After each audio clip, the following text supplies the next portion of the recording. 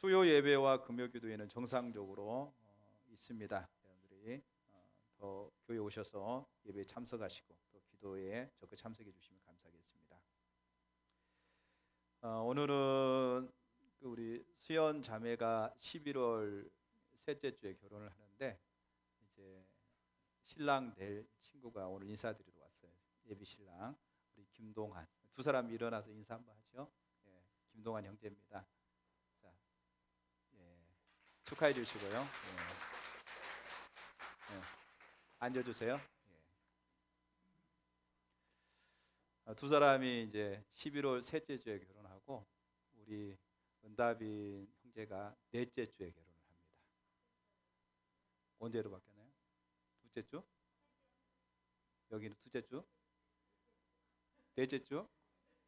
둘째 주? 셋째 주? 둘째 주래요. 처음에는 셋째 주, 넷째 주로 바뀌었는데 여기가 한 단계 또 앞으로 당겼어요. 그래서 둘째 주, 셋째 주 이렇게 된답니다. 뭐 가까우면 제가 주보에다 다 이렇게 여러분 소식을 알리도록 하겠습니다. 기도하겠습니다. 사랑과 은혜가 많으신 아버지 하나님 감사합니다. 주님의 이름을 찬양하며 주님을 예배합니다. 주님의 선하심과 주의 아름다우심과 주의 신실하심을 바라봅니다. 오직 주님만이 우리의 유일한 구원이시고 생명이시고 능력되심을 바라보며 또 주 안에서 더 새로워지고 더 발견되어지길 원하며 주님만을 기쁘시게 하는 삶을 살기를 원합니다. 주의 자녀들 한 사람 한 사람에게 하나님의 은혜와 사랑과 능력으로 역사해 주시고 오직 주님만을 기쁘시게 하는 자리로 설 수 있도록 하나님 인도하여 주옵소서. 이 시간도 주님 앞에 나올 때에 귀한 예물 드려사오니 하나님 받으시고 하나님의 영광에 쓰여지게 하시고 모든 지체들의 삶과 가정 안에 주의 평강과 은혜와 사랑이 넘치게 하여 주옵소서. 이 시간도 주께서 우리 가운데 함께하여 주시기를 간절히 소망합니다. 예수님의 이름으로 기도합니다. 아멘. 광고 하나가 빠졌는데요. 제 42차 십자가 성경 컨퍼런스가 10월 마지막 주, 그러니까 10월 25일이던가요? 25, 26, 27 올라수 이렇게 있습니다. 그런데 제가 아직 광고를 못 냈던 주보에다 올리지 못했던 건 뭐냐면 주제가 아직 안 정해졌어요. 그래서 제가 이제 리더십에 주제를 빨리 좀 결정해 주세요. 그래야 홍보도 하고 하니까 부탁을 드렸는데 주제를 결정을 못 하시더라고요. 그래서 아직 감이 안 온다고. 영 목사님은 원래 좀 이렇게 빨리 결정하고 이기수 목사님은 좀 이렇게 결정이 좀 느리시는데 이번에는 영 목사님도 결정을 잘 못 하시는 것 같아요. 그래서 여러분 기도해 주시고 10월 마지막 주 올라수 25, 26, 27 2박 3일 동안 제 42차 10월 성령 컨퍼런스가 있습니다. 여러분 온라인 전부 비대면으로 시행하게 됩니다. 그리고 이제 거기에 대해서 이제 몇 가지 어떻게 해야 될지 모르겠는데 좀 더 우리가 이제 연구를 지금 이제 예배팀하고도 연구를 해봐야 될 상황인 것 같아요. 만약에 그렇게 되면은 화요 집회 하듯이식으로 예를 들어서 우리 교회에서도 예배팀이 이렇게 한번 이렇게 섬기게 되고 이런 식으로 할지도 모르겠어요. 그래서 이제 그 부분은 이제 진행되는 부분에서 더 여러분에게 말씀드리도록 하겠습니다.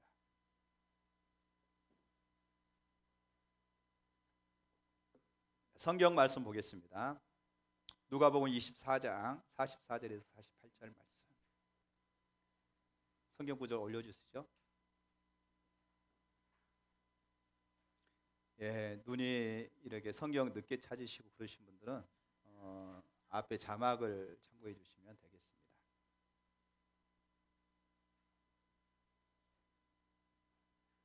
누가복음 24장 44절에서 48절 우리 같이 한 목소리로 읽도록 하겠습니다. 또 이르시되 내가 너희와 함께 있을 때에 너희에게 말한 바 곧 모세의 율법과 선지자의 글과 시편의 나를 가리켜 기록된 모든 것이 이루어져야 하리라 한 말이 이것이다 하시고 이에 그들의 마음을 열어 성경을 깨닫게 하시고 또 이르시되 이같이 그리스도가 고난을 받고 제3일에 죽은 자 가운데서 살아날 것과 또 그의 이름으로 제3을 받게 하는 회개가 예루살렘에서 시작하여 모든 족속에게 전파될 것이 기록되었으니 너희는 이 모든 일의 증인이라. 아멘. 우리가 지금 그 하나님 나라에 대해서 살펴보고 있습니다. 오늘은 10번째 시간인데요. 하나님 나라와 전도에 대해서 같이 이렇게 나누려고 합니다. 하나님 아버지의 일 중 핵심적인 일 중에 하나가 바로 영혼들을 구원하는 것입니다. 전도는 예수님이 우리에게 명령하신 가장 큰 명령이고 또 이웃을 향한 사랑입니다. 전도를 통해서 먼저는 우리의 영혼이 뭐랄까요? 주님을 더 깊이 알게 되고 또 우리 영혼이 살아나는 일들이 주어지고요. 더 나아가서는 그 하나님 우리 영혼이 살아날 뿐만이 아니라 우리 영혼이 그 진정한 기쁨과 즐거움을 겪게 되는 것이 바로 전도입니다. 전도는 먼저 예수님께서 왜 우리에게 복음을 전하라 했을까? 그 중에 하나가 바로 그거예요. 전도를 하다 보면은 우리의 육신의 노력으로는 안 된다는 것을 알아요. 그러니까 전도를 하기 위해서는, 복음을 전하기 위해서는 하나님과의 친밀한 교제를 추구하는 자리에 있지 아니하면 복음을 전할 수가 없습니다. 그러니까 하나님과 친밀한 교제 안에서 예를 들어서 이제 전도 대상자들을 위해서 기도하잖아요. 기도하고 그 영혼들을 생각할 때에 그 영혼들에 대한 그 마음, 사랑이 부어져요. 그리고 그 영혼들이 얼마나 소중한가를 깨닫게 되는 이런 일들이 주어집니다. 그래서 전도를 하는 자에게 영혼이 더 소생됩니다. 영혼이 더 살아납니다. 그 영혼 속에 진정한 기쁨이 있습니다. 감사가 있습니다. 즐거움이 있습니다. 그리고 전도가 바로 그 영혼들에게 그 영혼들을 살리는 일이라고 하는 사실을 알게 될 때에 이 얼마나 소중하고 귀한 일인가를 깨닫게 됩니다. 그래서 여러분, 전도는 해도 되고 안 해도 되는 것이 아니라 반드시 해야 되는 일이 바로 전도입니다. 오늘 저희가 전도에 대해서, 하나님 나라와 전도에 대해서 크게 한 6가지로 간략하게 살펴보려고 합니다. 첫 번째, 전도는 예수님의 대의 명령입니다. 예수님께서 우리에게 그 명령하신 가장 큰 명령이 바로 전도입니다. 오늘 본문에 보게 되면 44절에 이렇게 얘기하고 있죠. 또 이르시되 내가 너희와 함께 있을 때에 너희에게 말한 바. 그러니까 3년 공생애를 살면서 예수님께서 제자들에게 누차히 말한 바, 말씀하셨다는 거죠. 말한 바, 모세의 율법과 선지자의 글과 시편에 나를 가리켜 기록된 모든 것이 이루어져야 하리라 한 말이 이것이다 하시고. 자, 그러면 여기서 모세의 율법, 선지자의 글, 시편, 이거는 구약 성경 전체를 가리키는 거예요. 그래서 구약 성경은 크게 3가지로 나눠 있습니다. 율법서, 그다음에 선지서, 그다음에 시가서, 이렇게 3부분으로 나눠 있어요. 그래서 여기서 모세 율법과 선지서와 그다음에 시편을 얘기하는 것은 구약 성경 전체에서 예수님에 대한 예언에 대해서 얘기할 때에 크게 3가지를 얘기한다는 거죠. 하나는 뭐냐? 예수님께서 이 땅에 메시아로 오셔서 고난을 당하시고 십자가에 죽으실 것에 대한 예언이 첫 번째 담겨 있다. 두 번째는 십자가에 죽으신 예수님이 3일 만에 다시 부활하실, 살아나신 것에 대해서 말씀하고 있다. 그리고 세 번째는 예수 그리스도를 통해서 생겨진 교회를 통해서 땅 끝까지 복음이 증거되는 이 일들이 구약 전체에서 예수님에 관해서 얘기할 때 이 3가지를 말하고 있다고 얘기하고 있습니다. 예수님의 십자가의 죽으심 그리고 예수님의 부활은 이미 성취가 되어져 있습니다. 마지막 하나가 바로 그거죠. 이제 교회를 통해서 복음이 땅 끝까지 증거되는 것. 이게 바로 이제 교회가 해야 될 숙제입니다. 예수님은 제자들에게 그들이 이 모든 일의 증인이다. 그러니까 너희가 증인이라는 거예요. 그러니까 너희가 가서 복음을 전해야 된다. 이렇게 말하고 있습니다. 마태복음 28장 18절에도 20절에도 보면 이렇게 말씀하고 있습니다. 예수께서 나와 말씀하여 이르시되 하늘과 땅의 모든 권세를 내게 주셨으니 그러므로 너희는 가서 모든 민족을 제자로 삼아 아버지와 아들과 성령의 이름으로 세례를 베풀고 내가 너희에게 분부한 모든 것을 가르쳐 지키게 하라. 볼지어다 내가 세상 끝날 때까지 너희와 항상 함께 있으리라 하시니라. 이 말씀은 예수님께서 승천하시기 전에 마지막으로 제자들에게 내리신 명령입니다. 여러분, 예수님께서 죽으시고 부활하신 후에 40일 동안 제자들과 같이 있어요. 그리고 이제 제자들 앞에서 이제 감난산에서 예수님이 이제 승천하시는 겁니다. 그러니까 승천하시기 직전에 제자들에게 내리신 명령. 이 명령이 바로 그러니까 이것은 유언과 같은 명령이라는 거죠. 그래서 제가 오전이 아니라 일부 시간에 청개구리 얘기를 했어요. 2부 시간에는 정리가 더 돼요. 청개구리가 그런 우화가 있잖아요. 청개구리가 말 징하게 안 들어요. 엄마가 하지 말라면 하고 하라고 하면 안 하고 이게 반대로만 자꾸 하잖아요. 그러다가 이제 엄마가 아파요. 이제 엄마가 생각할 때 자기가 이제 아파서 못 살고 죽을 것 같아요. 그래서 아들 청개구리에게 마지막 유언을 남기는 거예요. 근데 이제까지 얘가 반대로만 해왔기 때문에 틀림없이 내가 산에다 묻어달라고 하면은 물가에다 묻어줄 것 같아서 이제 얘기하는 거. 아들아, 엄마가 이제 아파서 이제 죽을 것 같은데 엄마 소원이 있다. 뭔데요? 엄마를 물가에다 묻어다오. 이렇게 얘기를 했어요. 그래서 청개구리가 그리고 엄마가 죽었어요. 이제 청개구리 이제 계속해서 반대로만 하다가 이제 엄마가 마지막 유언적인 말을 듣고 이제 마지막으로 엄마 말을 들어줘야지 하고 산에다 묻은 것이 아니라 물가에다가 엄마 무덤을 만들었어요. 그러니까 비가 와요. 비가 올 때마다 청개구리가 울어요. 왜? 엄마 무덤이 떠내려갈까 봐. 뭐 그런 얘기가 있잖아요. 다 알죠, 그렇죠? 예. 제가 원래 말은 재밌게 못하니까 여러분들이 이해하고 들으세요. 자, 그런데 이게 뭐냐면 유언이라는 거예요. 유언을 청개구리 그 말 안 듣는 청개구리도 그 엄마의 마지막 유언은 아주 소중하게 들어가지고 물가에다 묻은 거예요. 그래서 예수님께서 마지막 승천하시는 그 앞에서 제자들에게 마지막 유언적인 명령을 주는 게 바로 마태복음 28장 18절에서 20절이죠. 그게 뭡니까?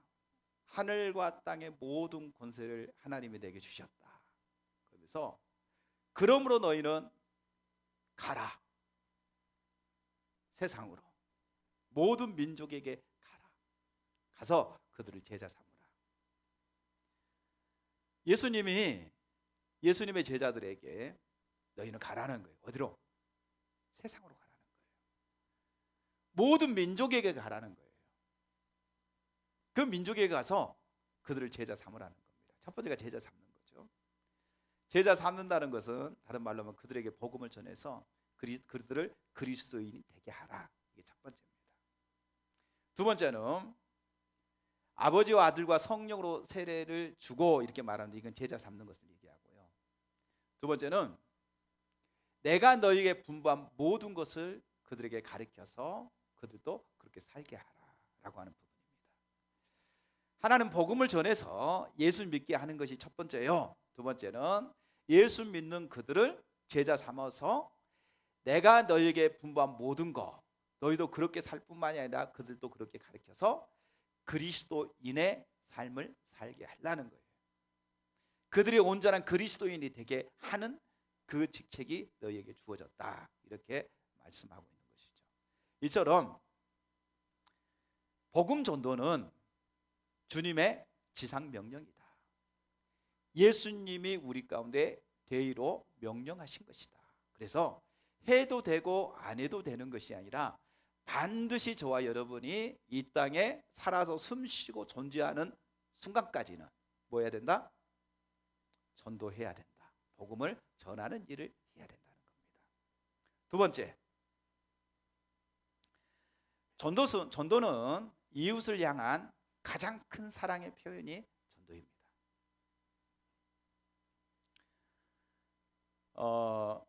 이사야 55장 1절에서 2절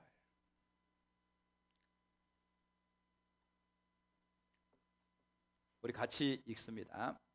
오라 너희 모든 목마른 자들아 물로 나오라. 돈 없는 자도 오라. 너희는 와서 사 먹되 돈 없이 값없이 와서 포도주와 젖을 사라.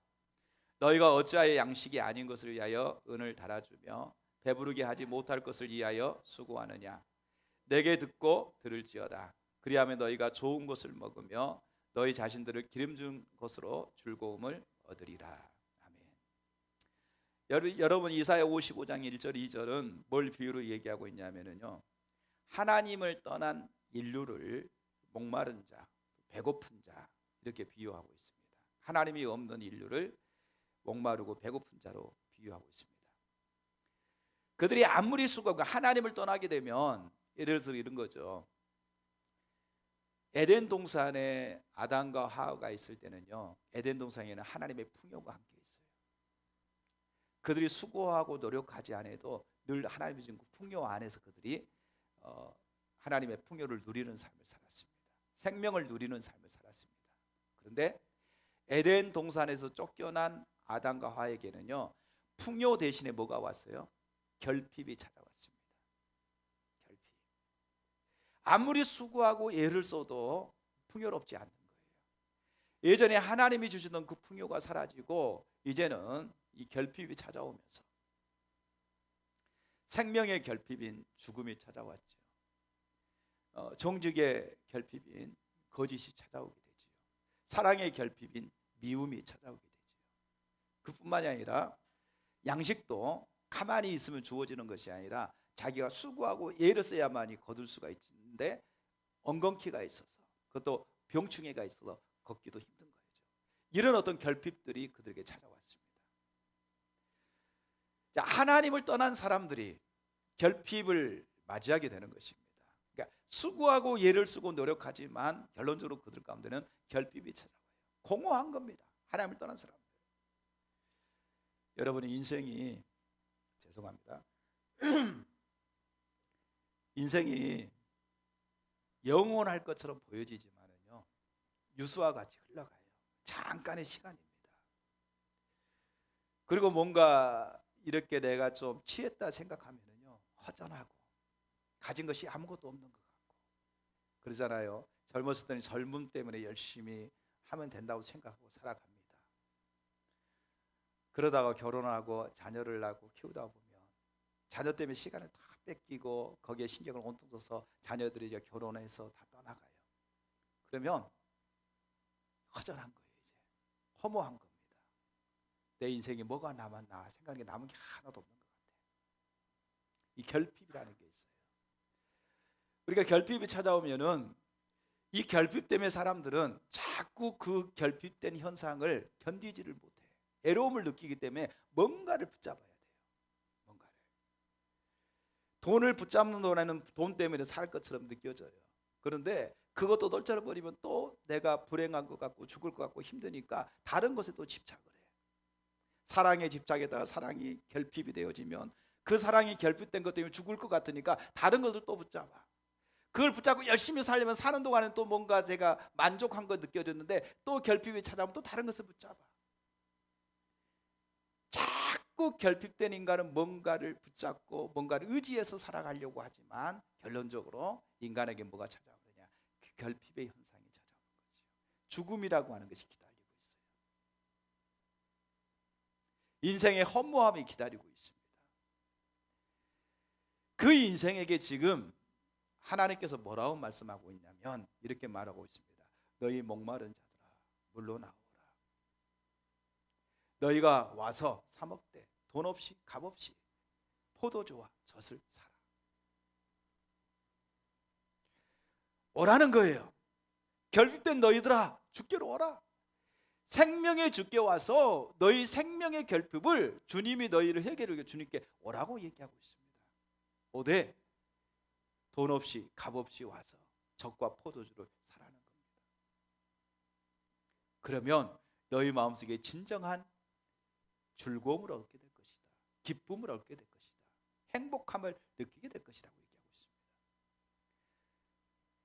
하나님이 없는 인생이 세상에서 만족과 세상 것을 누리는 것이 만족스러운 것처럼 보이지만은요, 거기서는요 생명을 얻게 하지 못하는 것입니다. 그래서 여기 이사야 55장에도 그렇게 말하고 있습니다. 뭐라고 말하냐면은 너희가 어찌하여 양식이 아닌 것을 위하여 은을 달아주며 배부르지 못하게 하는 것을 위하여 수고하느냐. 양식이 아니고 배부르게 하지 못한 것을 위하여 너는 어찌하여 수고하냐는 거죠.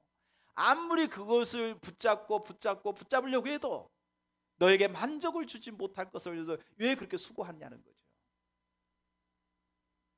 계속해서 너희는 죽음을 향해서 가는데, 결핍을 향해서 계속해서 가고 있는데 이 헛된 것에 마음을 뺏기고 헛된 것에 너희가 그렇게 수고하고 있냐는 거예요. 그러지 말고 내게로 오라는 거예요.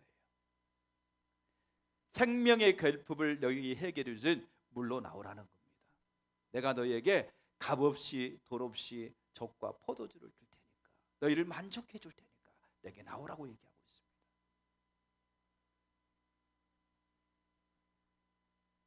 여러분, 예수님을 모르는 사람들이 가장 불쌍한 사람입니다. 예수님을 모르는 사람들이 가장 불행한 사람들입니다. 예수님을 알고 예수님을 영접한 사람이 가장 행복한 사람이고 가장 축복된 사람입니다. 우리를 만족해 하는 것이 물질이고 또 세상적인 그 어떤 것이 여러분을 만족해 한다고 생각하실지 모르겠지만, 진정한 안식과 만족은 그리스도 예수 안에 있습니다. 예수님만이 우리의 진정한 안식이고 우리의 평안이고 우리의 행복입니다. 예수님만이 우리의 풍요입니다. 예수님을 모르는 사람은요, 먹을 것, 마실 것, 입을 거에 온통 관심이 거기에 다 가 있습니다. 집 없는 사람은 작은 집이라도 하나 마련하면 그게 꿈입니다. 그래서 예를 들어서 조그만한 집이라도 하나 자기 것을 마련했습니다. 야, 이제 집을 마련했으니까 이게 전부구나, 이제 됐다. 웬걸요? 다른 사람 보니까 32평에 살고 있어요. 자기는 25평이야. 만족이 안 돼. 그래서 32평을 해서 또 열심히 달려가. 그래서 청약을 들었더니 이제 됐어요. 그래서 32평으로 이제 입주를 했습니다. 이제 됐구나. 45평 살고 있는 친구 집에 방문했어요. 우리 집에 이렇게 작은 집 모르겠어. 만족이라는 게 없어요. 만족이라는 게 늘 배고파. 만족이 없어. 늘 불편해. 진정한 만족은 그리스도 예수 안에 있는데 세상 것으로 만족을 취하려고 하니까 자꾸 뭔가를 취하고 뭔가 목표를 정해서 달려가려고 하는데 가면은 또 더 높은 목표가 보이고 그러니까 또 허기적거리는 거죠. 힘든 거예요. 진정한 기쁨과 감사와 즐거움이 없어요. 그런데 그리스도 예수 안에 있을 때에 그 주님이 우리에게 진정한 만족이고 진정한 기쁨이에요. 주님과 함께하면 작은 집도 감사하고 어려운 형편에서도 하나님께 기뻐하고 감사하고 즐거워하고, 주를 위해서 하나님께 온 가족이 같이 모여서 주를 예배하고 또 주를 찬양하고 주님의 뜻대로 우리의 삶을 조정해서 살아간다고 하는 그 사실이야말로 진정한 인생의 행복이고 기쁨이고 즐거움이구나, 이것을 깨닫게 될 때에 그것으로 인해서 진정한 기쁨과 감사가 주어지는 것입니다. 이것을 아는 사람은, 이 기쁨과 즐거움을 아는 사람은요, 예수가 없는 사람, 예수를 모르는 사람을 보게 되면 너무나 안타까운 거예요. 바둥바둥 세상 것을 취하려고 살아가는 그 모습들, 그리고 결론적으로 죽음을 향해서 달려가고 있는 그 사람들을 보게 될 때에 너무나 안타까운 거죠. 형편으로 보게 되면 그 사람들이 나보다 훨씬 더 잘 살고 잘 먹고 세상적으로 인정받는 사람이 있을 수 있어요.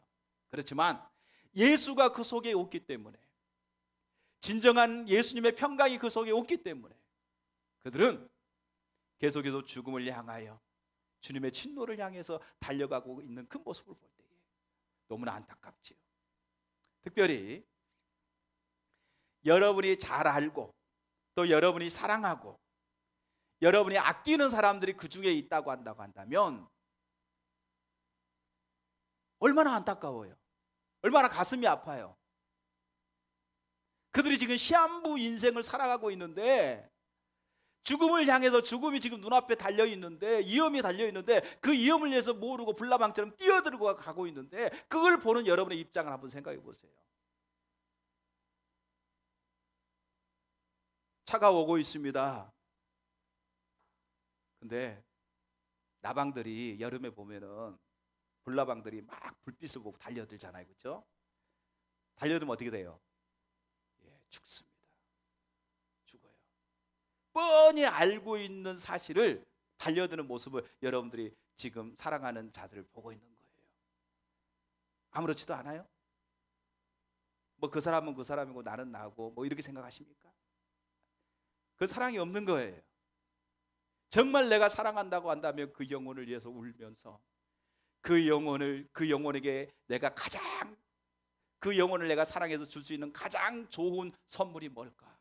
내가 그 사람에게 줄 수 있는 가장 좋은 것이 뭘까? 예수 그리스도입니다. 예수 그리스도예요. 제가 처음 예수 믿고 목회자의 길을 가려고 했을 때에 저희 부모님, 저희 할머니, 저희 어머니 예수를 안 믿었어요. 그래서 제가 하나님께 많이 울었어요. 제가 이제 가정에 이제 장남이고 또 어머니 할머니를 내가 모셔야 될 입장에 있는데, 이제 제가 목회를 하게 되면 돈을 벌어서 그분들을 섬길 수 없는 그런 상황인데 하나님 어쩌면 좋아요. 그러면서 그분들의 영혼을 위해서 울었어요. 기도했어요.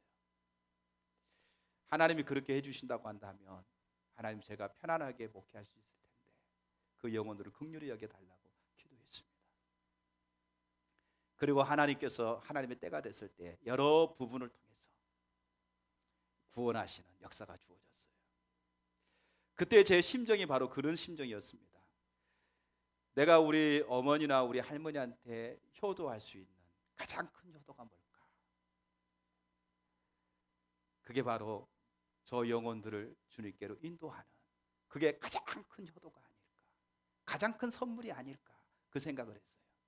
저분들이 예수님 믿고 구원받아서 하나님의 자녀가 된다고 한다면 그것보다 더 큰 선물, 더 큰 효도가 어디가 있을까, 이런 생각이 들더라고요. 그래서 하나님 앞에 때를 쓰고 하나님께 기도했어요. 하나님 구원해달라고, 하나님 역사해 주시라고.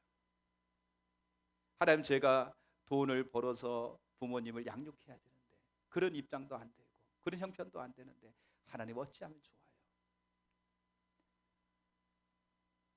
그래서 그렇게 기도했을 때 하나님께서 그 기도를 들으시고 하나님께서 놀라운 구원의 선물을 저희 가정 가운데 보내주셨습니다. 그 영혼에 대한 구원의 그 축복, 하나님이 주시는 그 구원의 축복을 알게 될 때에 그 구원이 없는 영혼들에 대한 안타까움, 그들이 죽음의 불나방처럼 뛰어드는 불나방처럼 달려가고 있는 그 모습을 보게 될 때에 가장 내가 사랑하는 사람, 가까이 있는 사람들을 보면 볼수록 견딜 수가 없는 거죠. 어떻게 하든지 그들을 스톱시키고 유턴시켜서 주님께로 인도해야 될 사명이 저와 여러분에게 있는 것이죠.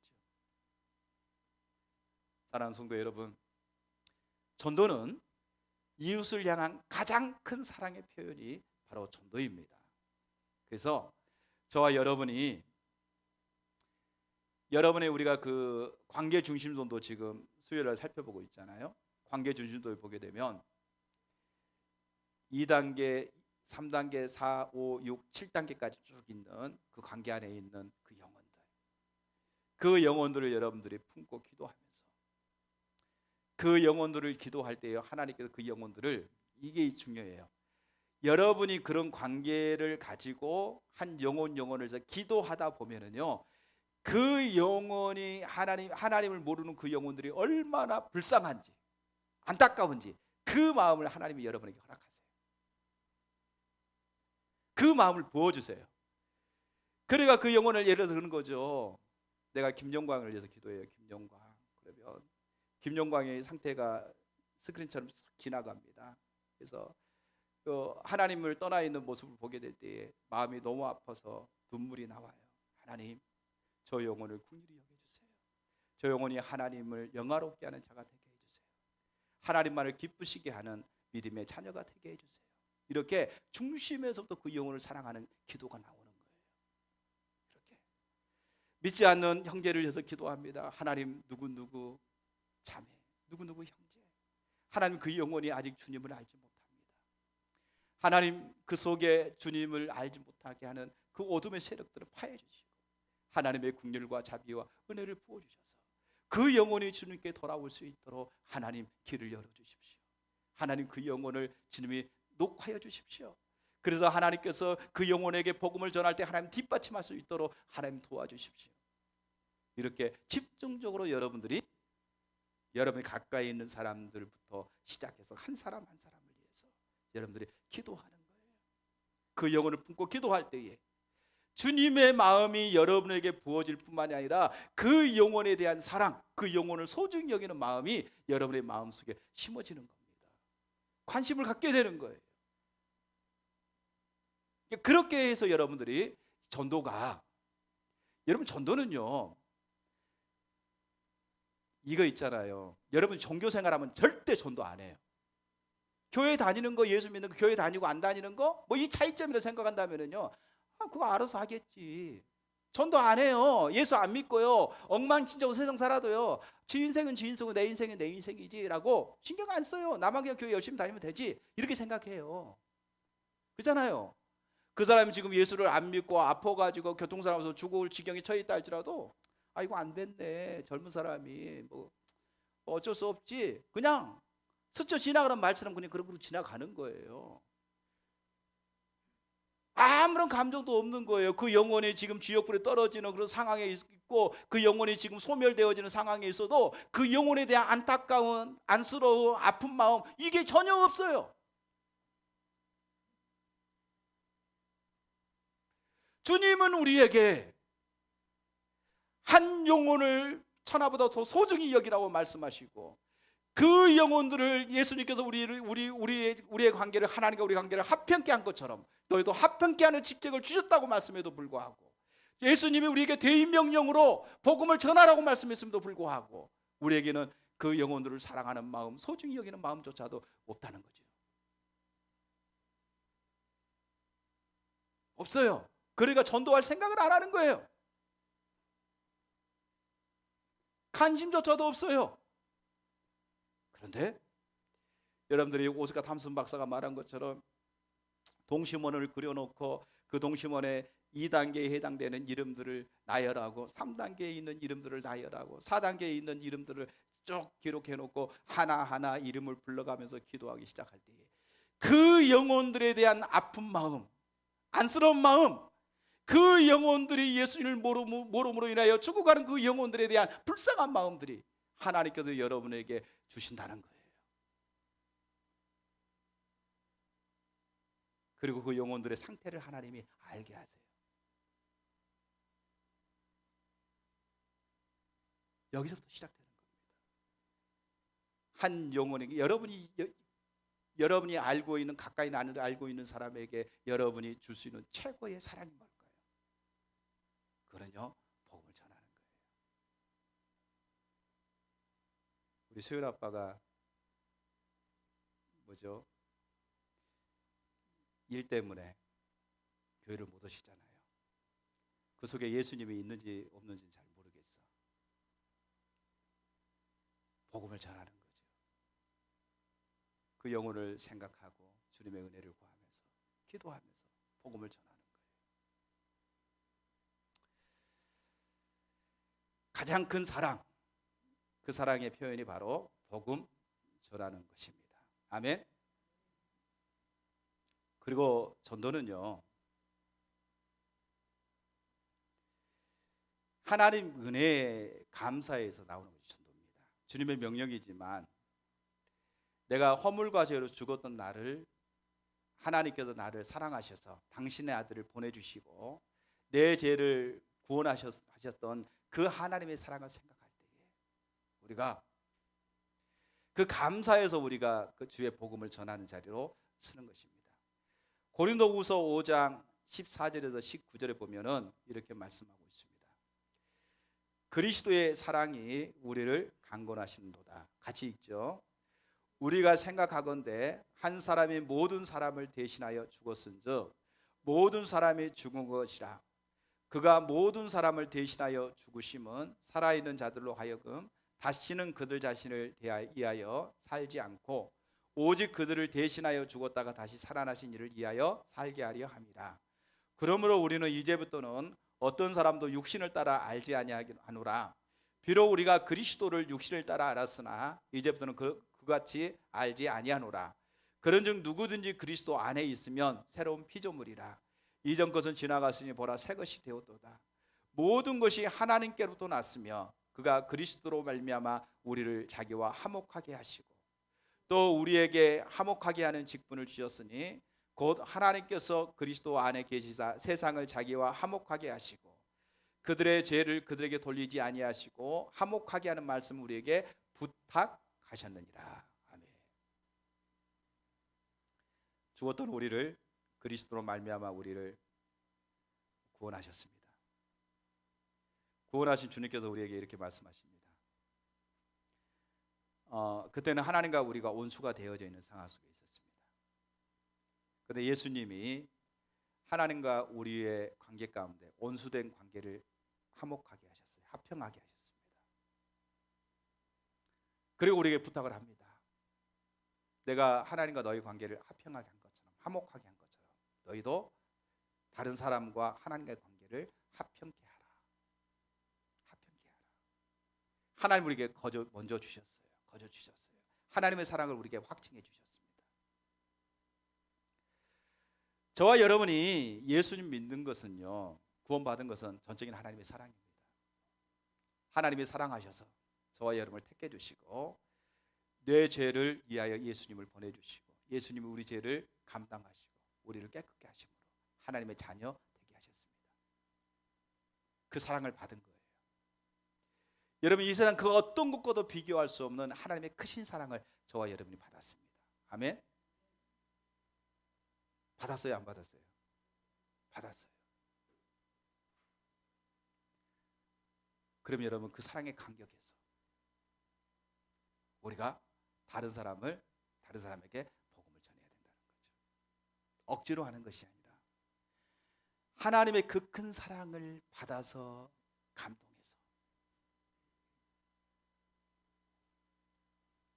지난주에 우리가 그 필리핀 조혜은 선교사님 이렇게 그 앰뷸런스로 와서 우리가 헌금하자고 해서 지난주에 이제 헌금이 1차 들어와서 보내드렸어요.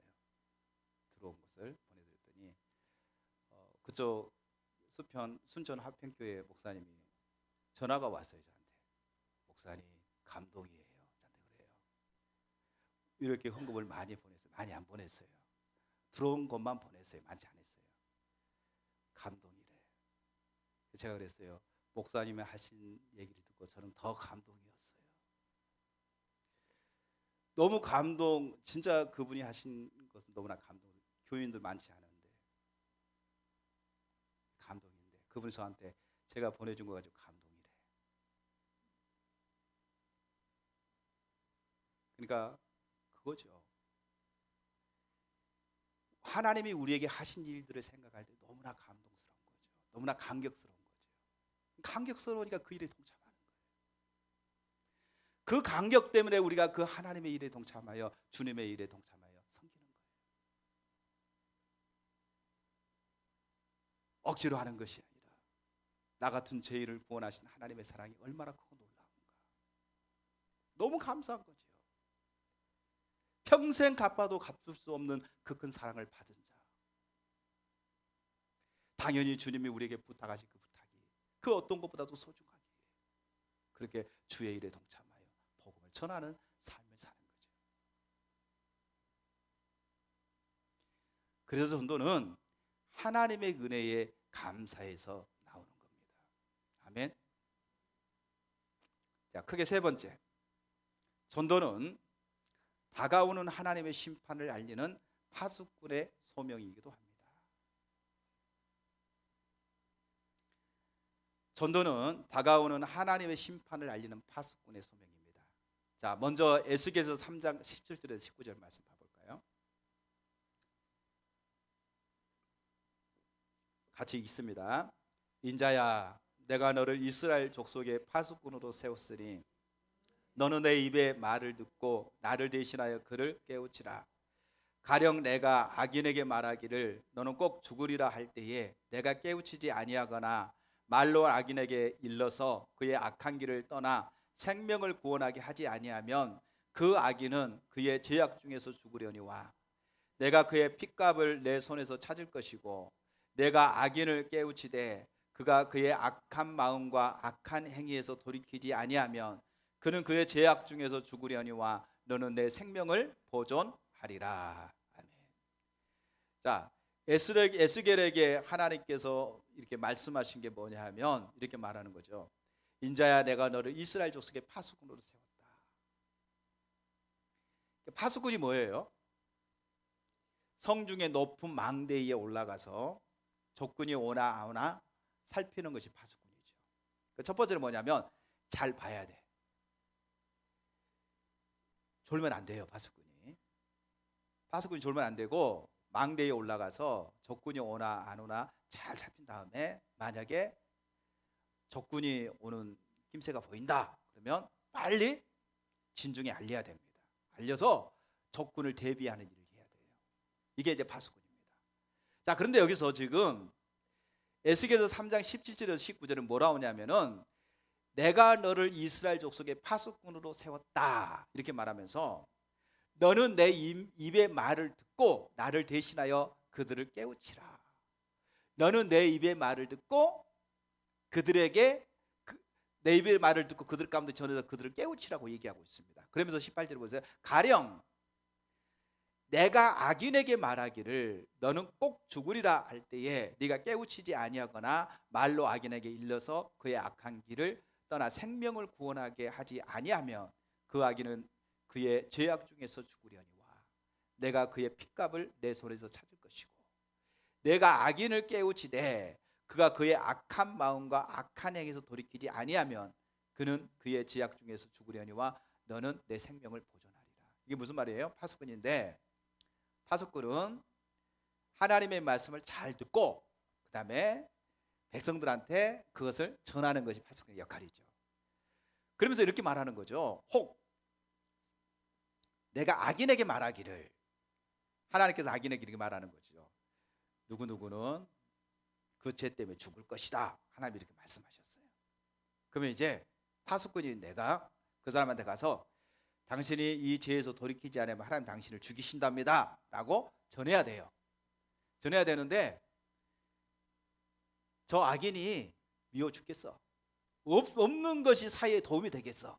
그러니까 말을 안 하고 가만히 있어버렸어. 그래서 악인이 그 죄 때문에 죽었어요. 그러면 이 악인은 뭐 때문에 죽은 거예요? 뭐 때문에 죽은 거예요? 자기 죄 때문에 죽은 거예요. 그런데 하나님이 이렇게 말합니다. 그 사람은 자기 죄 때문에 죽었지만 그 사람의 핏값은 누구한테 찾겠다고요? 나한테 찾겠대. 나한테. 왜? 네가 전해서 그 사람이 그 악한 길에서 돌이키면은 내가 살려주려고 했는데 네가 전하지 않았기 때문에 그 기회조차도 놓쳐버렸다는 거예요. 그 기회조차도 놓쳤다는 거예요. 그러니까 그 사람은 그 죄 때문에 죽었지만 그 사람을 죽게 하는 원인은 누구한테도 있다? 너한테 있다는 거예요. 그래서 내가 너에게도 그 핏값을 받겠다는 거예요. 그럼 또 이렇게 말하는 거죠. 내가 악인한테 그렇게 하려고 했을 때 네가 그렇게 얘기해가지고 했더니 그 사람이 그 말을 듣고도 콧방에 휙끼고 안 들었다. 그래서 그 사람은 그 죄값으로 죽었다. 그러면 그것도 자기 죄값에 죽었고 나는 너한테 핏값을 찾지 않겠다. 이렇게 말하는, 묻지 않겠다고 얘기하는 거죠. 그럼 이거죠. 이 말씀을 통해서 우리가 뭘 봐야 됩니까? 전도는 바로 파수꾼의 사명이라는 거예요. 사명인데, 여러분이 예수님께서 대의 명령을 주시면서 너는 가라, 모든 족속에게 제자를 삼아서 아버지와 아들과 성령으로 세례를 주고 내가 너에게 분부한 모든 걸 가르쳐 지키게 하겠다라고 했잖아요. 그러면 전도는 해도 되고 안 해도 되는 것이 아니라 반드시 해야 될 거라는 거예요. 반드시. 만약에 여러분들이 복음을 전하지 않는다고 한다면, 전하지 않아서 여러분이 가까이 있는 동시몬 안에 있는 사람들에게, 가까이 있는 사람들에게 복음을 전하지 않았다고 한다면 하나님이 그 사람들은 그 죄로 인하여 죽을 것이지만 그 사람들의 핏값은 누구한테 찾는다고요? 나한테 찾겠대요. 나한테 찾겠대. 이게 얼마나 두려운 일입니까? 그죠? 그래서 우리가 복음을 전하지 아니하면 그거에 대한 하나님의 평가가 있구나라고 하는 사실을 저와 여러분이 깨달아야 됩니다. 아멘.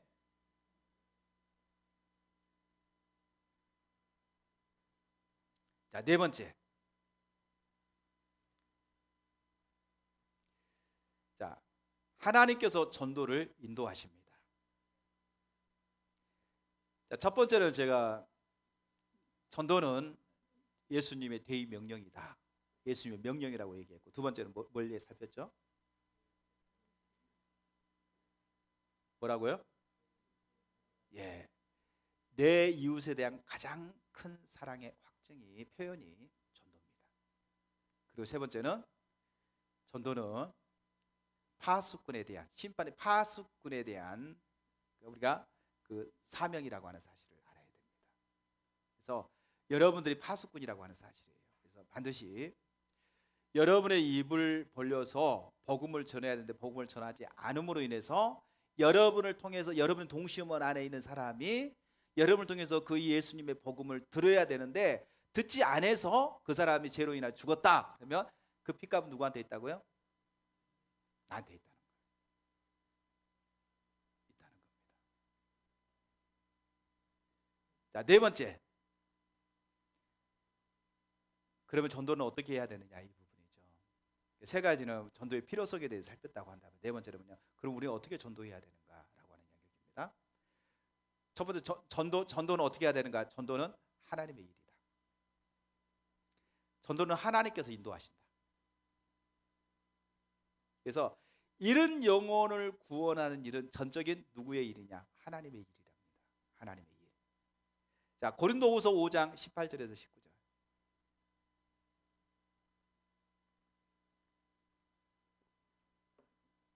자, 같이 읽습니다. 모든 것이 하나님께로 났으며 그가 그리스도로 말미암아 우리를 자기와 화목하게 하시고 또 우리에게 화목하게 하는 직분을 주셨으니 그 하나님께서 그리스도 안에 계시사 세상을 자기와 화목하게 하시고 그들의 죄를 그들에게 돌리지 아니하시고 화목하게 하는 말씀 우리에게 부탁하셨느니라. 예수님이 하나님과 우리의 관계를 화목하게 하셨고 또 화목게 하는 직분을 우리에게 주셨다, 이렇게 말하고 있습니다. 그래서 하나님께서 그리스도 안에 계시사 세상을 자기와 화목하게 하시며 그들의 죄를 그들에게 돌리지 아니하시고 화목하게 하는 말씀을 우리에게 부탁하셨다. 다시 복음 전함을 우리에게 부탁했다라고 얘기하고 있죠. 그래서 하나님이 우리에게 부탁했다고 말하고 있습니다. 자, 고린도후서 4장 5절에서 6절. 자, 시작. 우리는 우리를 전파하는 것이 아니라 오직 그리스도 예수의 주 되신 것과 또 예수를 위하여 우리가 너희의 종된 것을 전파합니다. 어두운 데서 빛이 비치라 말씀하셨던 그 하나님께서 예수 그리스도 얼굴에 있는 하나님의 영광을 아는 빛을 우리 마음에 비추셨느니라. 아멘. 하나님께서 어두운 데서 빛이 비치라 말씀하시는 그 하나님께서 예수 그리스도의 얼굴에 있는 하나님의 영광을 아는 빛을 우리 마음에 비춰주셨다, 이렇게 말하고 있습니다. 한 구절 더 보고 설명하겠습니다. 요한복음 3장 5절에서 8절. 자, 같이 있습니다. 예수께서 대답하시되 진실로 진실로 내게 이르노니 사람이 물과 성령으로 나지 아니하면 하나님 나라에 들어갈 수 없느니라. 육으로 난 것은 육이요 영으로 난 것은 영이니 내가 내게 거듭나야 하겠다 하는 말을 놀랍게 여기지 말라. 바람이 임으로 불매 내가 그 소리는 들어도 어디서 와서 어디로 가는지 알지 못하나니 성령으로 난 사람도 다 그러하리라. 아멘. 자, 먼저 우리가 고린도후서 5장 18절에서 19절을 보니까 세상을 하나님과 화목해 하시는 분은 바로 하나님 자신이라고 얘기하고 있습니다. 하나님이 우리를 하나님과 화목하게 하셨고 또 그분이 예수님 안에서 세상을 자신과 화목하게 하시겠다고 얘기하고 있어요. 그래서 복음을 전하는 것은 우리지만 듣는 사람들의 마음을 눈을 밝혀서 그들에게 죄를 위해 십자가에 죽이고 부활하신 예수님을 그들에게 알게 하시는 분도 하나님이라고 얘기하고 있어요. 그래서 고린도후서 4장 5절 6절에서 보면 그러잖아요. 어두운 데서 빛이 비치란 말씀하셨던 그 하나님께서 예수 그리스도의 얼굴에 있는 하나님의 영광을 아는 빛을 우리 마음에 비춰주신다. 자, 하나님이 화목하게 하셨고 화평하게 하시겠다고 말씀하시면서 우리에게 뭐라고 말하냐면 가서 너희는 복음을 전하라, 이렇게 말해요. 그러면 우리가 가서 복음을 전하는 거예요. 전하면 어떻게 하느냐면 하나님께서 그 영혼에게 하나님이 가셔서 그 영혼에게 그리스도 예수 안에 있는 얼굴의 광채의 빛을 그들에게 알게 하심으로 인해서 하나님을 발견하게 하시는 것은 하나님이 하시겠다는 거예요. 그러니까 너희는 가서 전하기만 해. 그럼 나머지는 내가 할게, 이렇게 말하고 있는 거죠. 하라는 거죠. 그러면서 하신 말씀이 바로 이거죠. 예수님은 우리가 오직 성령으로 거듭났다, 이렇게 말하고 있습니다. 여러분, 그 시간에 성령님이 오셔서 성령을 뭐라고 표현하냐면 바람이 임의로 불어요. 임의로 부는데 마치 여기서 이리 불고 저리 부는 것을 갖다가 우리가 예수 믿고 성령이 우리 안에 거하시고 우리가 이제 세상에서 하나님의 자녀가 된 것을 어떻게 표현할 수 있겠어요? 그걸 경험한 사람만 알 수 있겠죠. 이처럼 눈에 보이지 않아요. 그런데 우리가 가서 복음을 전할 때에 복음을 전하면 하나님이 그 시간에 생명으로 역사하시겠다는 거죠. 그리고 성령님이 그 안에 임하셔서 그들의 눈을 밝혀주시겠다는 거예요. 눈을 밝혀주셔서 말씀을 전할 때에 그 말씀을 깨닫게 하시겠다는 거죠. 깨닫게 하셔서 내가 죄인이구나, 내가 죄로 인하여 죽은 자이구나, 이것을 머리가 아니라 가슴으로 알게 하고, 그 다음에 예수 그리스도가 하나님의 아들이시고 우리의 유일한 구원자시구나, 이것을 발견할 수 있도록 은혜를 부으시겠다는 겁니다. 그래서 그 사람이 예수님을 영접할 수 있도록 성령님이 뒷받침하는 역사가 주어질 거라고 얘기하고 있어요. 그 일을 누가 하느냐? 하나님이 직접 하시겠다는 거예요. 하나님이. 영혼을 구원하는 일은 누구의 일이냐? 하나님의 일이라는 거예요. 그런데 하나님이 전도의 미련한 방법을 통해서 그 일을 하겠다는 거예요. 하나님이 직접 하시면 너무나 간단해요. 그런데 하나님께서 우리를 통해서 우리의 전도의 미련한 방법으로 하나님이 그 일을 하겠다는 거예요. 그러니까 너는 가라는 거예요. 가서 전하라는 거예요. 그러면 하나님이 뒷받침하겠다는 거죠. 아멘. 그래서 전도는 하나님의 일입니다. 그래서 하나님께서 전도를 기도하시고 하나님이 전도를 인도하십니다. 자, 성경 구절 우리가 두 구절 또 보겠습니다. 사도행전 8장 26절에서 29절. 여러분 앞에 나오니까 좋죠. 찾을 필요도 없고, 그렇죠? 같이 있습니다. 시작. 주의 사자가 빌립에게 말하여 이르되 일어나서 남쪽으로 향하여 예루살렘으로 가사로 내려가는 길까지 가라 하니 그 길은 광야라. 일어나 가서 보니 에도피아 사람 곧 에도피아 여왕 간다게의 모든 국고를 맡은 관리인 네시가 예배하러 예루살렘에 왔다가 돌아가는데 수레를 타고 선지자 이사야 글을 읽더라. 성령이 빌립더러 이르되 이 수레로 가까이 나가라 하시거늘. 보세요. 빌립이 사마리아 성에서요 열심히 복음을 전하고 있었어요. 그런데 성령이 빌립에게 이렇게 말합니다. 빌립아, 너는 남쪽으로 향하여 예루살렘에서 가사로 내려가는 길까지 가라. 이렇게 성령님이 빌립에게 말씀하셨어요. 그래서 빌립이 자기 사역을 내려놓고 지금 하고 있는 일 내려놓고 성령의 인도하심을 따라서 예루살렘에서 지금 가사로 내려가는 길까지 간 겁니다. 자, 갔더니 거기는 어디예요? 광야예요. 광야. 아무것도 없는 광야예요. 갔더니 가서 보니 에티오피아 사람 곧 에티오피아 여왕 간다게의 모든 국고를 맡은 관리인 네시가 예배하러 예루살렘에 왔다가 돌아가는데 수레를 타고 돌아가는데 이사야 글을 읽고 있는 거예요. 이사야서를 읽고 있는 거예요. 이제 그게 이게 이제 보이는 거죠. 자기 역까지 왔는데 지금 수레를 타고 지금 가고 있는 네시가 보이는데 뭐 이사야서를 읽고 있는지 뭐 알겠어요. 모르죠. 뭘 있으니까. 그런데 음성이 또 들린 거예요. 가까이 마차로 가까이 가라.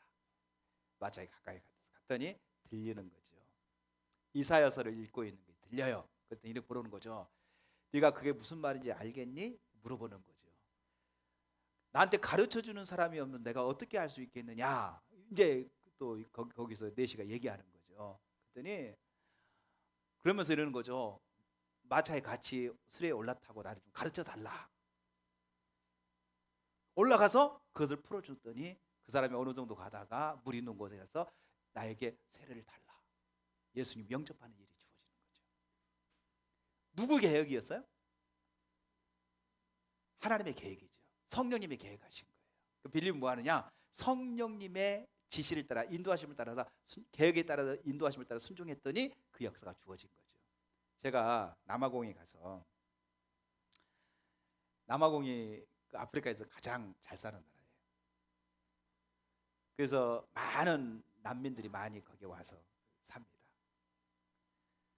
그래서 이제 많은 난민들이 오는데 가장 거기에 보면 이제 공원교회라고 있어요. 지난주에 목사님이 공원교회 시작했다 그러잖아요. 공원교회란 게 뭐냐면 교회가 없어요. 그래서 공원에 가면은 공원에 뭐 가지고 가냐? 먹을 거 가지고 가는 거예요. 먹을 거 주일날 먹을 거 가지고 오면요 사람들이 떼거리로 몰려요. 난민들이 거지도 얼마나 많은지 몰라. 모여 모이면 이제 그들과도 복음을 전하고 먹을 걸 나눠주는 거예요. 이렇게 나눠주는데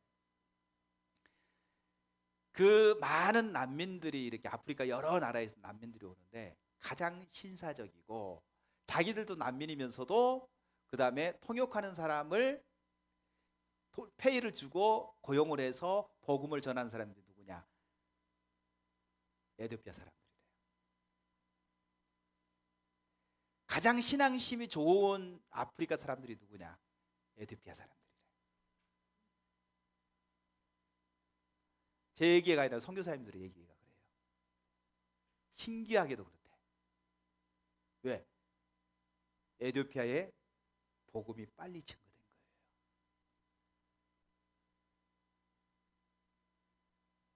그래서 복음의 씨앗이 뿌려진 겁니다. 누가 하셨어요? 하나님의 계획이었죠. 하나님의 인도를 따라 갔더니 그 역사가 주어진 거죠. 자, 사도행전 16장 6절에서 10절 볼까요?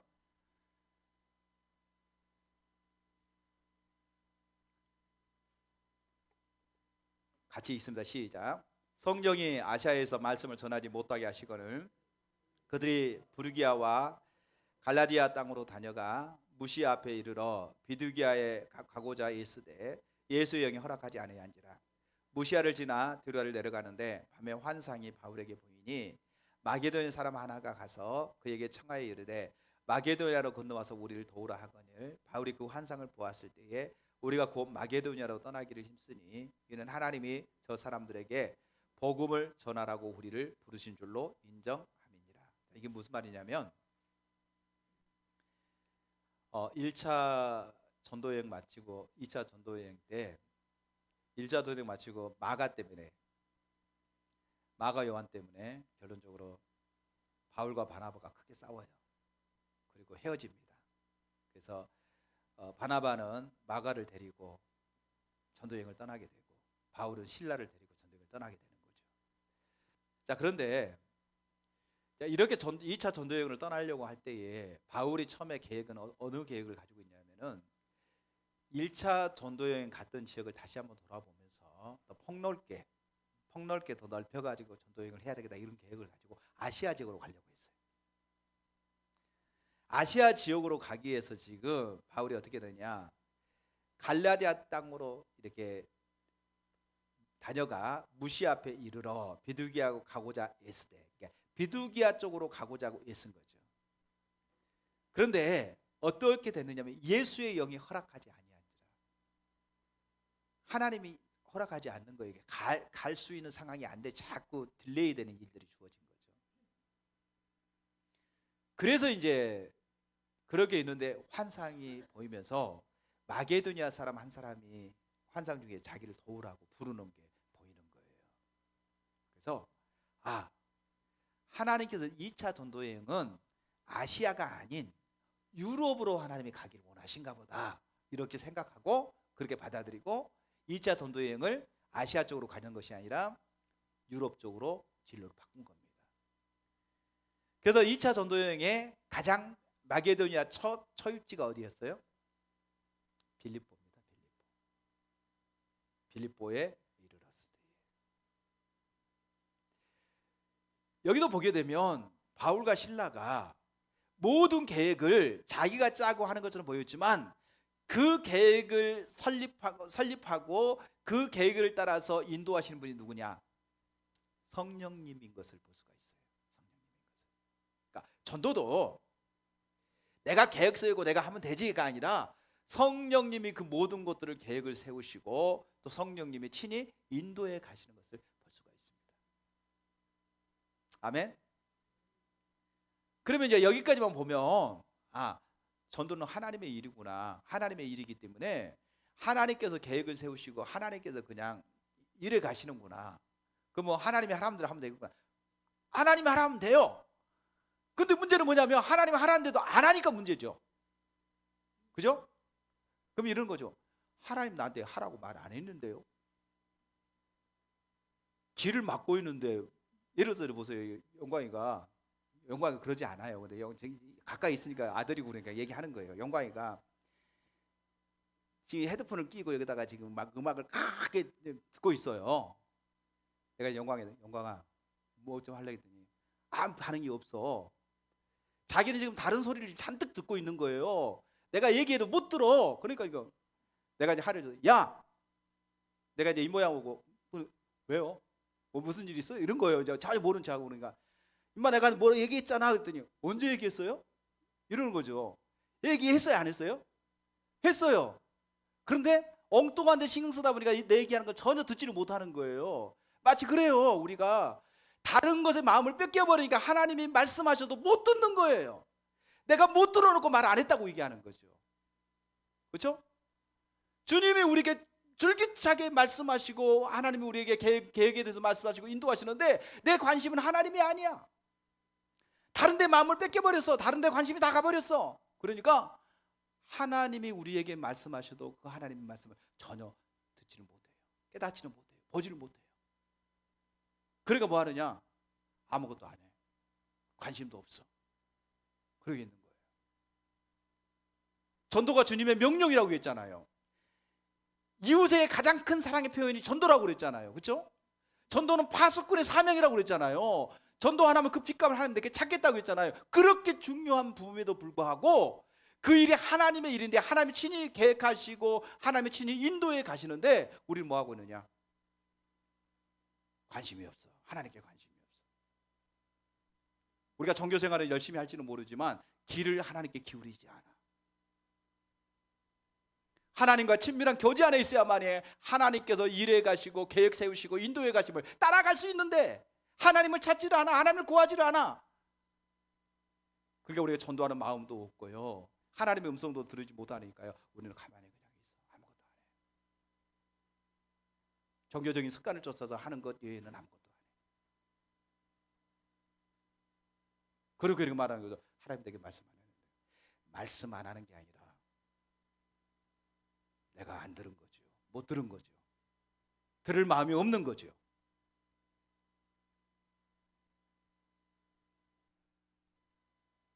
하나님, 이사야서에 보니까, 이사야나 에레미야서에 보니까 이렇게 말하고 있어요. 하나님께서 아침부터 저녁까지 선지자를 통해서 새벽부터 저녁까지 말했는데 이스라엘 백성들의 하나님의 말씀 안 들었다는 거예요. 그리고 그들이 이렇게 말한다는 거죠. 언제 우리에게 말씀하셨어요? 새벽부터 저녁까지 계속해서 말했는데 그들은 하나님께 막 언제 그랬어요? 언제 말씀하셨어요? 라고 말한다는 거죠. 근데 우리가 그래요. 우리가 전도는 하나님께서 일하시고 영혼을, 잃어버린 영혼을 구원하는 일은 하나님의 일이시고 하나님의 일에 가고 계시는데, 하나님이 우리에게 계속해서 말씀하시는데 우리의 관심사는 하나님께 있지 않으니까 말씀하셔도 그 말씀을 듣지를 못해, 깨닫지를 못해. 마치 아까 제가 헤드폰을 끼고 여기다 그냥 음악을 크게 틀어놓고 그냥 거기다 다 뺏겨버린 것처럼, 그래서 아무리 얘기해도 전혀 들리지 않고 전혀 반응이 없는 것처럼 꼭 그런 모습을 가지고 있다는 거죠. 우리의 모습이. 그래서 여러분, 여기에 우리가 그 빌립의 얘기나 사도 바울의 얘기는요, 그들이 하나님께 민감했어요. 민감했기 때문에 주님의 계획을 알아차렸고 주님의 그 인도하심을 따라서 갈 수가 있었어요. 그런데 민감한, 하나님과 친밀한 교제 가운데 민감함이 있지 못하면은요, 가지를 못해요. 우리가 한계 중심도에 보니까 오스카 탄슨 박사가 그렇게 얘기하더라고요. 사역은 언제부터 시작해야 됩니까? 이렇게 물어요. 그렇죠? 사역은 언제부터 하는 거죠? 자, 여러분들이 대답은, 사역은 언제부터 하는 거예요? 지금부터. 그 책에 보면 그렇게 말해요. 지금부터, 지금 이 시간부터 하는 거예요. 그러면 그 다음에 하는 게 뭐 그거잖아요. 주님의 가장 높은 부르심은 뭡니까? 우리가 그리스도인이 되는 것이다 라고 얘기합니다. 다시 말하면요, 그리스도인 된다는 것은 내가 성전 삼고 성령이 내 안에 거하시는 전으로서 그리스도와의 친밀한 교제 안에 있을 때에, 이 상태에 있을 때에 주님의 계획을 알아차리고 이 상태 가운데 있을 때에 주님의 행하심에 동참할 수가 있어요. 주의 음성을 들을 수가 있어요. 그런데 내가 그리스도인의 삶이 되어지지 않으니까 내가 듣고 싶은 것만 들어, 내가 하고 싶은 것만 해. 그리고 전혀 하나님의 음성에 관심이 없는 거죠. 하나님 말씀에 관심이 없는 거예요. 삶도 자기가 살고 싶은 대로 그냥 살아.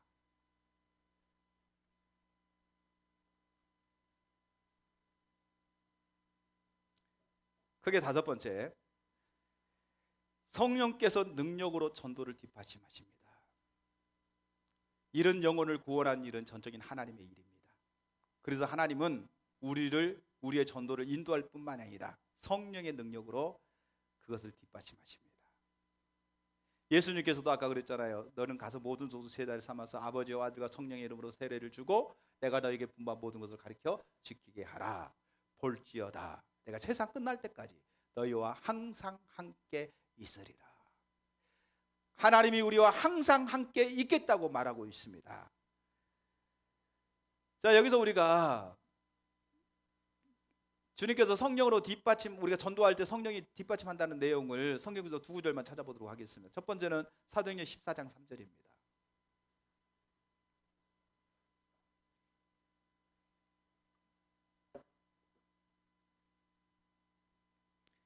같이 있습니다. 두 사도가 오래 있어 주를 힘입어 담대히 말하니 주께서 그들의 손으로 표적과 기사를 행하게 하여 주사 자기 은혜의 말씀을 증언하시니. 보세요. 두 사도 바울과 바나바가 오래 있어 주를 힘입어 담대히 하나님의 말씀을 전했어요. 주님이 그들의 손으로 능력과 표적과 기사를 행하게 하셔서 하나님의 은혜의 말씀을 증언하게 하셨다, 이렇게 말하고 있습니다. 그러니까 주님의 말씀을 전했더니 그 시간에 주님이 뭐 했든가? 주님의 계획을 따라서 지금 갔잖아요. 그리고 주님의 인도하심 따라 갔잖아요. 주님의 계획을 받고 주님의 인도하심 따라 갔어요. 그리고 말씀을 전했어요. 그 시간에 주님이 이 말씀이 참된 복음인 것을 성령님이 뒷받침하면서 표적과 기사가 나타나므로 이 말씀이 하나님의 말씀인 걸 증언하는 일들이 주어진 거죠.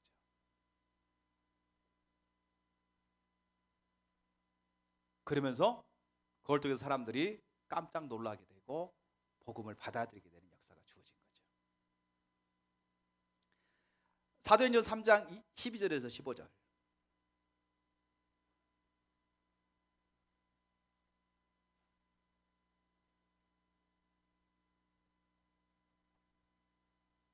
같이 있습니다. 베드로가 이것을 보고 백성에게 말하되 이스라엘 사람들아 이 일을 예 놀랍게 여기느냐 우리 개인의 권능과 경건으로 이 사람을 걷게 한 것처럼 왜 우리를 주목하느냐 아브라함과 이삭과 야곱의 하나님 곧 우리 조상의 하나님이 우리 종 예수를 영화롭게 하였느니라. 너희가 그를 넘겨주고 빌라도가 놓아주기로 결의한 것을 너희가 그 앞에서 거부하였으니 너희가 거룩하고 의로운 일을 거부하고 도리어 살인한 사람을 놓아주기를 구하여 생명의 주를 죽였도다. 그러나 하나님은 죽은 자 가운데서 그를 살리셨으니 우리가 이 일의 증인이라. 네. 여러분 성전 미문에 앉아있는 안진병이 그 안진병에게 베드로가 이렇게 뭔가 금과 은과 은은 내게 없지만 내가 나사렛 예수 이름으로 명하노니 일어나 걸어라 했을 때에 그 사람이 일어났습니다. 걸었습니다. 그랬더니 그 주변에 있는 사람들이 보고 깜짝 놀라는 거죠. 그러면서 마치 이 일을 베드로와 요한이 한 것처럼 그들을 주시하여 봤습니다. 그랬더니 베드로와 요한이 옷을 찢었어요.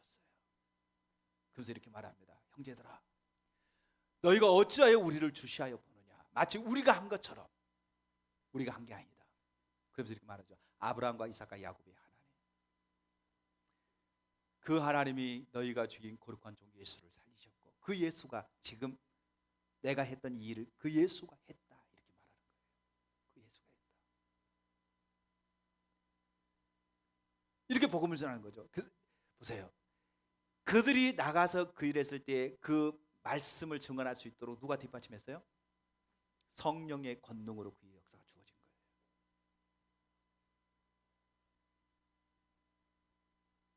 우리가 이를 통해서 볼 수 있는 게 바로 그거잖아요. 계획을 세우신 분도 복음에 대한 계획을 세우신 것도 하나님이 세우시고 인도하신 분도 하나님이 인도하시고 그 다음에 인도를 따라서 순종했더니 능력으로 말씀을 전했더니 능력으로 뒷받침하신 것도 하나님이 하시고